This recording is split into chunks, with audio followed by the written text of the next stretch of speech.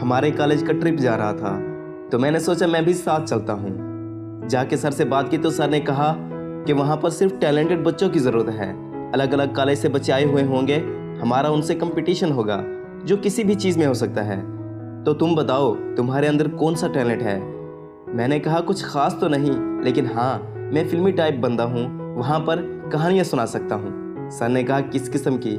मैंने कहा love story. Sir ने कहा वहाँ इमोशनल की नहीं बल्कि करैक्टर की ज़रूरत है, तुम नहीं जाओगे। लेकिन मैंने सोच लिया था कि मैंने जाना है। मेरे बड़े इसरार के बाद सर मान गए। मैं बहुत खुश था कि कल नई जगह पर जाएंगे, नए लोगों से मिलेंगे और लाइफ में कुछ नया सीखने को मिलेगा। फिल्मी तो मैं था ही, तो एक स्टोरी क्रिएट कर ली कि ऐसे ऐसे जाएंगे, ऐसा ऐसा होगा, मेरी लाइफ में एक लड़की आएगी। इसी तरह से मैंने अपनी एक लव स्टोरी बना ली थी। अगले दिन हम वहाँ पहुँच गए और जैसा सोचा था वैसा कुछ भी नहीं हुआ। मेरा मूड ऑफ हो गया। नई जगह थी और नए लोग भी थे, लेकिन मेरे लिए वहाँ कुछ भी नया नहीं था, क्योंकि मैं उस माहौल में एक लव स्टोरी लिखना चाहता था। यहाँ पर स्टोरी तो थी लेकिन लव नहीं था। पहला दिन गुजर चुका था। हम रहने के लिए दिए गए कमरे में जा चुके थे। मेरे साथ वाले थक चुके थे और वो सोने लग गए, लेकिन मैंने अपनी डायरी और कलम उठाया और बाहर जाकर बैठ गया। स्टोरी को लव स्टोरी में बदल के लिखने की कोशिश कर रहा था, लेकिन नाकाम जा रहा था। बार बार वर्क फाड़ के फेंकते ही जा रहा था कि अचानक मेरी नज़र पड़ी एक लड़की पर जो मुसलसल मुझे ही देखे जा रही थी। मुझे ऐसा लगा कि अब तक मेरी जो भी इज्जत थी अब मिट्टी में मिल गई। तो मैंने सारे वर्क उठाए और चल पड़ा। कुछ फैसला तय किया ही था कि अचानक पीछे से आवाज़ आई, राइटर साहब कुछ भूल गए हो या फिर जानबूझ के ऐसा कर रहे हो। मैंने पीछे मुड़कर देखा तो उसके हाथ में मेरा कलम था। मैंने कहा सॉरी, भूल गया।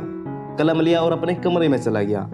कुछ देर बाद मेरे जहन में आया कि मेरी स्टोरी तो लव स्टोरी में चेंज होने ही वाली थी और मैं उसे छोड़कर आ गया। उसी वक्त बाहर निकला और उस लड़की को बहुत ढूंढा, लेकिन ना मिली।